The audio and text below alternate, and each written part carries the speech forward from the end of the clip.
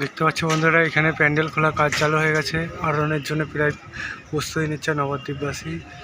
শ্রী শ্রী গঙ্গা মাতা পূজা যেহেতু কমিটি ছিল, তারা দেখতে পাচ্ছ এবার ঠাকুর আরোহণে বের করার প্রস্তুতি নিয়েছে।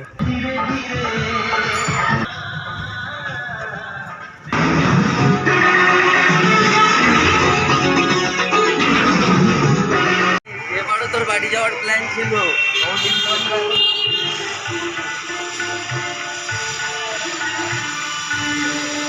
দেখতে পাচ্ছ বন্ধুরা, এটাও একরকম প্রস্তুতি হয়ে গেছে আরোহণের জন্য। আর কিছুক্ষণ পরেই আরোহণ শুরু হবে।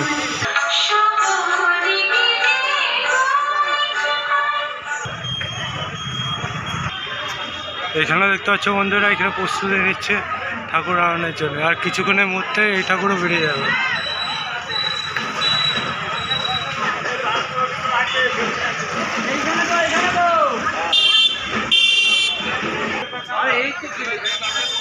দেখতে পাচ্ছ বন্ধুরা, একটা ঠাকুরের কাছে পৌঁছে গেছি, শ্রী শ্রী চণ্ডী মাতা পূজা। এখানেও প্রায় কিছুক্ষণের মধ্যে বের হয়ে যাবে।